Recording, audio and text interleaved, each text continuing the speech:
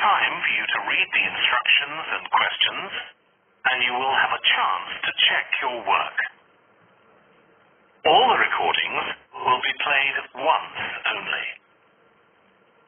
The test is in 4 sections. At the end of the test, you will be given 10 minutes to transfer your answers to an answer sheet. Now turn to section 1. Section 1. You will hear a woman talking to a doctor at a clinic about a medical problem. First, you have some time to look at questions 1 to 4.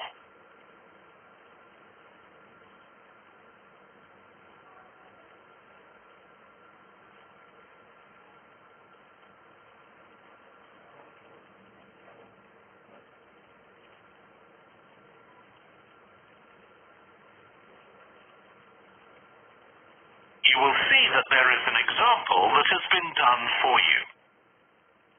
On this occasion only, the conversation relating to this will be played first. Hi, come and take a seat. Thank you. My name's Carl Rogers and I'm one of the doctors here at the Total Health Clinic. So I understand this is your first visit to the clinic? Yes, it is. Okay. Well, I hope you'll be very happy with the service you receive here. So if it's all right with you, I'll take a few details to help me give you the best possible service. Sure. So can I check first of all that we have the correct personal details for you? So your full name is Julie Ann Garcia. That's correct. The woman's name is Julie Ann Garcia. So Garcia has been written in the space.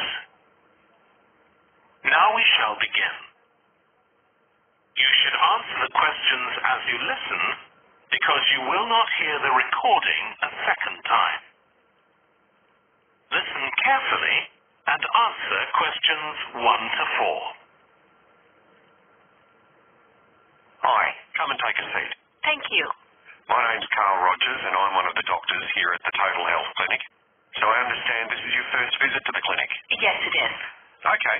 Well, I hope you'll be very happy with the service you receive here. So if it's all right with you, I'll take a few details to help me give you the best possible service. Sure. So can I check first of all that we have the correct personal details for you? So your full name is Julie Ann Garcia. That's correct. Perfect. And can I have a contact phone number? It's 219-442-9785.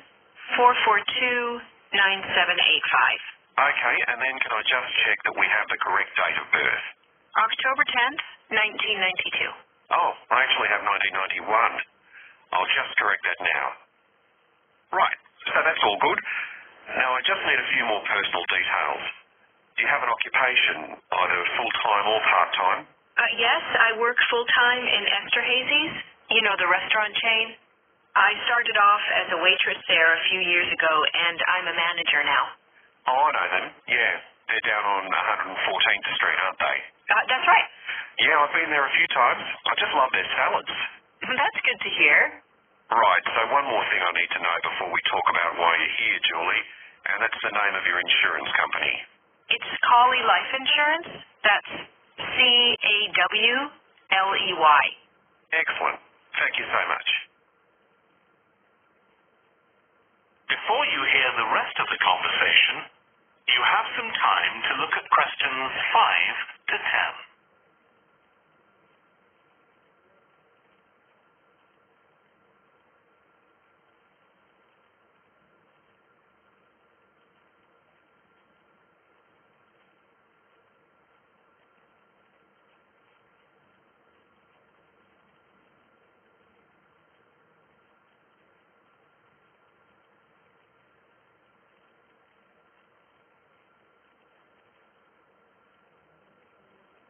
Now listen and answer questions 5 to 10.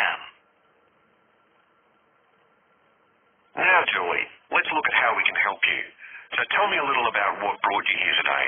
Well, I've been getting a pain in my knee, the left one.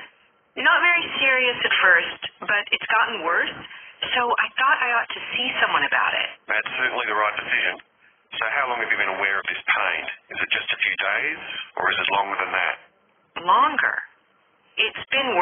for the last couple of days, but it's 3 weeks since I first noticed it. It came on quite gradually, though, so I kind of ignored it at first. And have you taken any medication yourself or treated it in any way? Yeah, I've been taking medication to deal with the pain, Tylenol, and that works okay for a few hours, but I don't like to keep taking it. Okay. And what about heat treatment? Have you tried applying heat at all? No, but I have been using ice on it for the last few days. And does that seem to help the pain at all? A little, yes. Good. Now, you look as if you're quite fit normally. I am, yes. So do you do any sport on a regular basis? Yes, I play a lot of tennis. I belong to a club, so I go there a lot. I'm quite competitive, so I enjoy that side of it as well as the exercise, but I haven't gone since this started. Sure. And do you do any other types of exercise? Yeah, I sometimes do a little swimming, but usually just when I'm on vacation. But normally I go running a few times a week, maybe 3 or 4 times. So your legs are getting quite a pounding, but you haven't had any problems up to now? No, not with my legs. I did have an accident last year when I slipped and hurt my shoulder, but that's better now. Excellent. And do you have any allergies? No, none that I'm aware of. And do you take any medication on a regular basis? Well, I take vitamins, but that's all. I'm generally very healthy. Okay. Well, let's have a closer look and see what might be causing this problem. If you can just get up. That is the end of section 1. You now have half a minute to check your answers.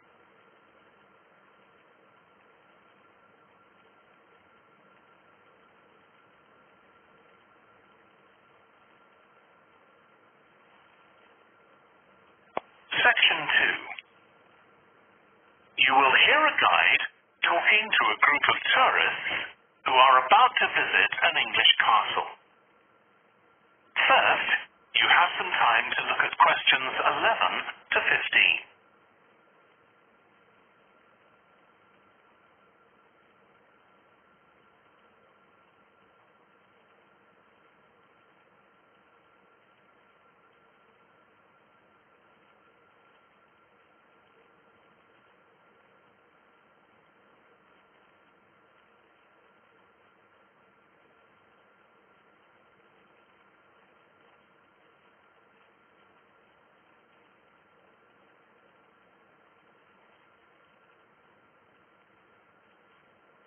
Now listen carefully and answer questions 11 to 15.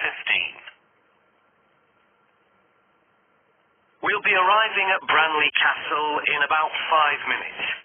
But before we get there, I'll give you a little information about the castle and what our visit will include. So, in fact, there's been a castle on this site for over 1100 years. The first building was a fort constructed in 914 AD for defense against Danish invaders by King Alfred the Great's daughter, who ruled England at the time. In the following century, after the Normans conquered England, the land was given to a nobleman called Richard de Vere, and he built a castle there that stayed in the de Vere family for over 400 years. However, when Queen Elizabeth I announced that she was going to visit the castle in 1576, it was beginning to look a bit run down. And it was decided that rather than repair the guest rooms, they'd make a new house for her, out of wood, next to the main hall. She stayed there for 4 nights, and apparently it was very luxurious. But, unfortunately, it was destroyed a few years later by fire. In the 17th century, the castle belonged to the wealthy Fennis family, who enlarged it and made it more comfortable. However, by 1982, the Fennis family could no longer afford to maintain the castle, even though they received government support, and they put it on the market. It was eventually taken over by a company who owned a number of amusement parks. But when we get there, I think you'll see that they've managed to retain the original atmosphere of the castle. When you go inside, you'll find that in the staterooms, there are lifelike moving wax models dressed in costumes of different periods in the past, which even carry on conversations together. As well as that, in every room, there are booklets giving information about what the room was used for and the history of the objects and furniture it contains. The castle park's quite extensive. At one time, sheep were kept there, and in the 19th century the owners had a little zoo with animals like rabbits and even a baby elephant. Nowadays, the old zoo buildings are used for public displays of paintings and sculpture. The park also has some beautiful trees, though the oldest of all, which dated back 800 years, was sadly blown down in 1987. Now, you're free to wander around on your own until 4:30, but then, at the end of our visit, we'll all meet together at the bottom of the great staircase. We'll then go on to the long gallery, where there's a wonderful collection of photographs showing the family who owned the castle 100 years ago having tea and cakes in the conservatory. And we'll then take you to the same place, where afternoon tea will be the talk. You have some time to look at questions 16 to 20.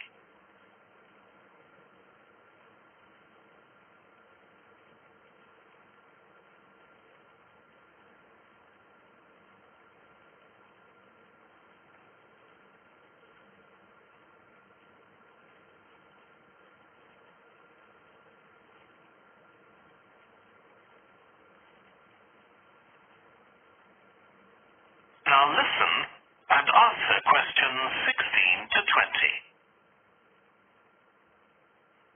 Now, if you can take a look at your plans, you'll see Branley Castle has 4 towers joined together by a high wall with the river on 2 sides. Don't miss seeing the Great Hall. That's near the river in the main tower, the biggest one, which was extended and redesigned in the 18th century. If you want to get a good view of the whole castle, you can walk around the walls. The starting point's quite near the main entrance. Walk straight down the path until you get to the south gate, and it's just there. Don't go on to the north gate. There's no way up from there.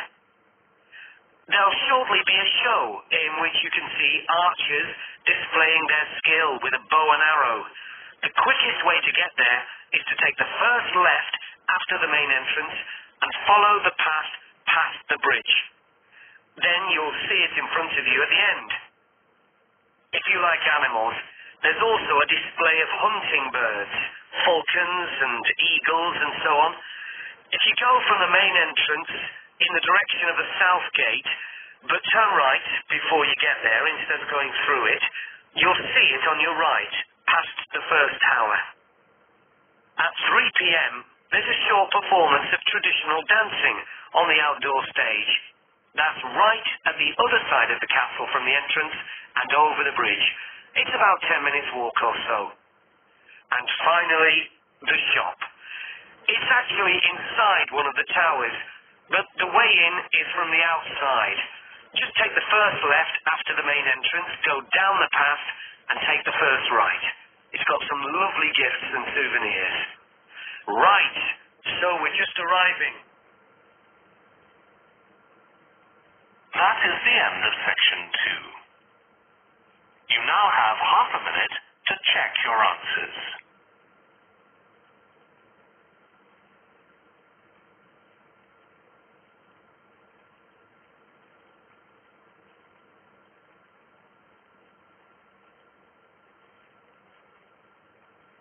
Section 3.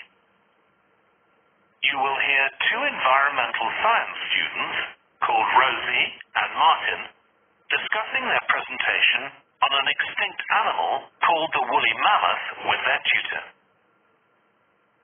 First, you have some time to look at questions 21 to 24.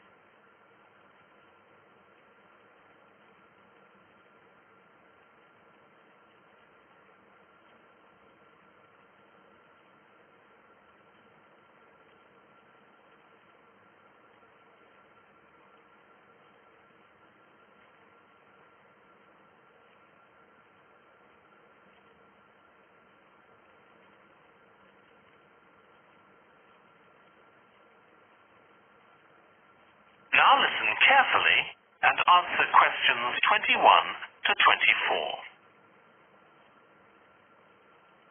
So, Rosie and Martin, let's look at what you've got for your presentation on woolly mammoths. Okay, we've got a short outline here. Thanks. So, it's about a research project in North America. Yes, but we thought we needed something general about woolly mammoths in our introduction to establish that they were related to our modern elephant, and they lived thousands of years ago in the last ice age. Maybe we could show a video clip of a cartoon about mammoths, but that would be a bit childish. Or we could have a diagram. It could be a timeline to show when they lived, with illustrations. Or we could just show a drawing of them walking in the ice. No, let's go with your last suggestion. Good. And then you're describing the discovery of the mammoth tooth on St. Paul's Island in Alaska and why it was significant. Yes, the tooth was found by a man called Russell Graham. He picked it up from under a rock in the cave. He knew it was special. For a start, it was in really good condition, as if it had been just extracted from the animal's jawbone. Anyway, they found it was 6,500 years old.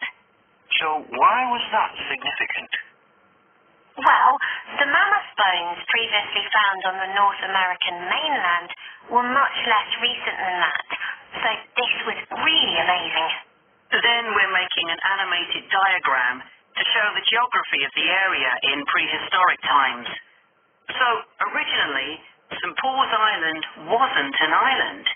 It was connected to the mainland, and mammoths and other animals, like bears, were able to roam around the whole area. Then the climate warmed up, and the sea level began to rise, and the island got cut off from the mainland. So those mammoths on the island couldn't escape. They had to stay on the island. And in fact, the species survived there for thousands of years after they'd become extinct on the mainland. So why do you think they died out on the mainland? No one's sure. Anyway, next we'll explain how Graham and his team identified the date when the mammoths became extinct on the island. They concluded that the extinction happened 5,600 years ago, which is a very precise time for a prehistoric extinction. It's based on samples they took from mud at the bottom of a lake on the island. They analyzed it to find out what had fallen in over time. Bits of plants, volcanic ash, and even DNA from the mammoths themselves. It's standard procedure, but it took nearly 2 years to do. Before you hear the rest of the discussion, you have some time to look at questions 25 to 30.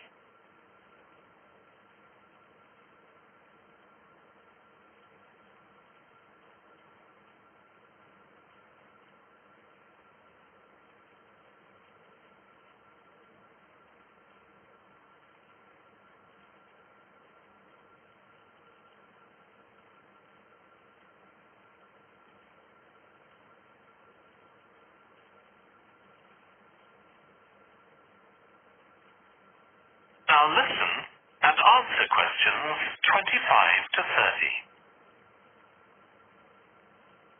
So why don't you quickly go through the main sections of your presentation and discuss what actions needed for each part? Okay. So, for the introduction, we're using a visual. So once we've prepared that, we're done. I'm not sure. I think we need to write down all the ideas we want to include here, not just rely on memory. How we begin the presentation is so important. You're right. The discovery of the mammoth tooth is probably the most dramatic part, but we don't have that much information, only what we got from the online article. I thought maybe we could get in touch with the researcher who led the team and ask him to tell us a bit more. Great idea. What about the section with the initial questions asked by the researchers? We've got a lot on that, but we need to make it interesting. We could ask the audience to suggest some questions about it, and then see how many of them we can answer. I don't think it would take too long. Yes, that would add a bit of variety. Then the section on further research carried out on the island, analysing the mud in the lake. I wonder if we've actually got too much information here. Should we cut some? I don't think so, but it's all a bit muddled at present. Yes. Maybe it would be better if it followed a chronological pattern. I think so. The findings and possible explanations section is just about ready, but we need to practice it so we're sure it won't overrun. I think it should be okay, but yes, let's make sure. In the last section, relevance to the present day, you've got some good ideas, but this is where you need to move away from the ideas of others and give your own viewpoint. Okay, we'll think about that. Now, shall we show you some of the... That is the end of section 3. You now have half a minute to check your answers.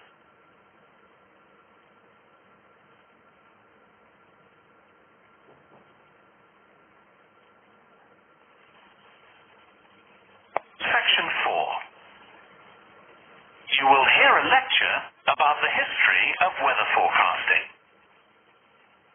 First, you have some time to look at questions 31 to 40.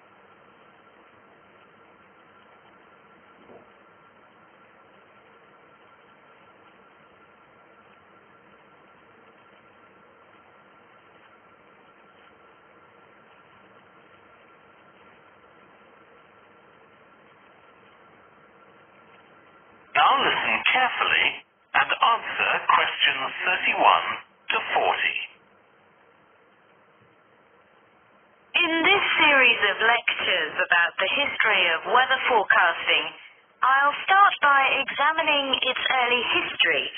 That'll be the subject of today's talk. Okay, so we'll start by going back thousands of years.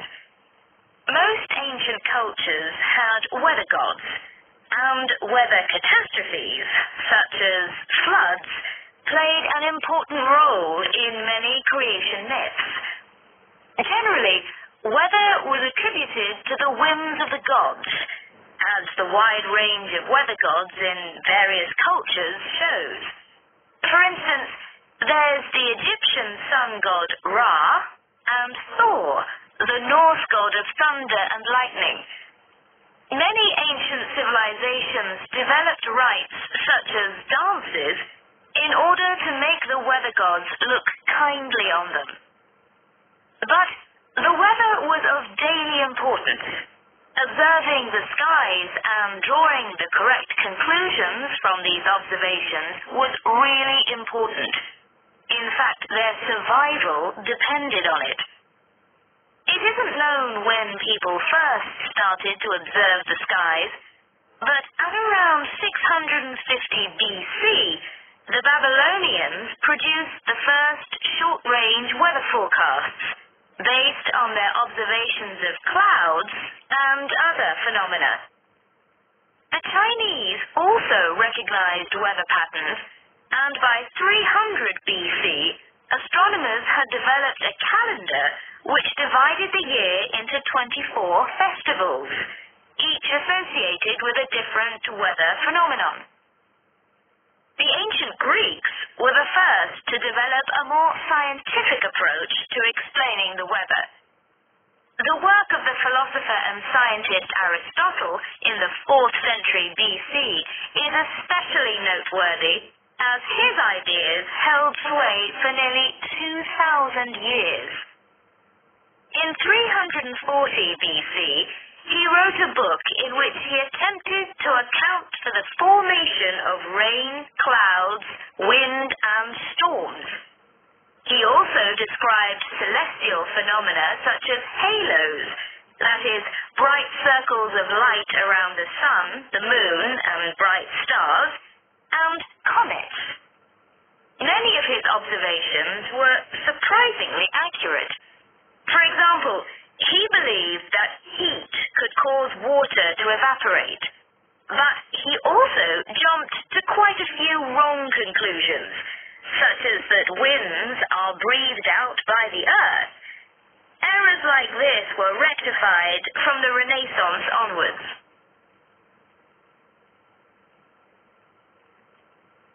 For nearly 2,000 years, Aristotle's work was accepted as the chief authority on weather theory.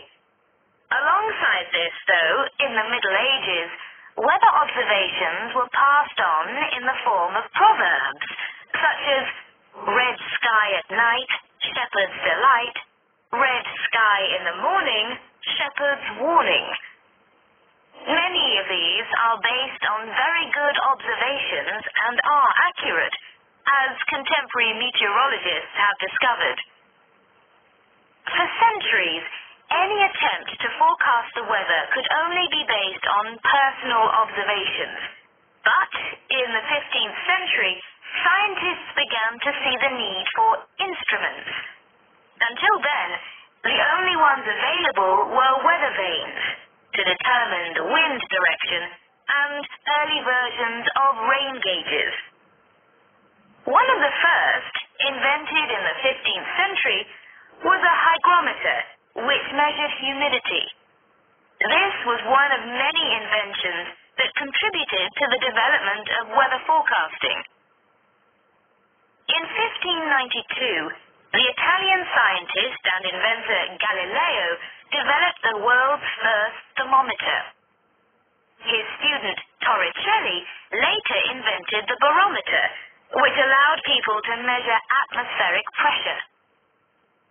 In 1648, the French philosopher Pascal proved that pressure decreases with altitude. This discovery was verified by English astronomer Halley in 1686, and Halley was also the first person to map trade winds. This increasing ability to measure factors related to weather helped scientists to understand the atmosphere and its processes better, and they started collecting weather observation data systematically. In the 18th century, the scientist and politician Benjamin Franklin carried out work on electricity and lightning in particular, but he was also very interested in weather and studied it throughout most of his life. It was Franklin who discovered that storms generally travel from west to east. In addition to new meteorological instruments, other developments contributed to our understanding of the atmosphere. People in different locations began to keep records, and in the mid-19th century, the invention of the telegraph made it possible for these records to be collated. This led, by the end of the 19th century, to the first weather services. It was not until the early 20th century that mathematics and physics became part of meteorology, and we'll continue from that point next week. That is the end of section 4. You now have half a minute to check your answers.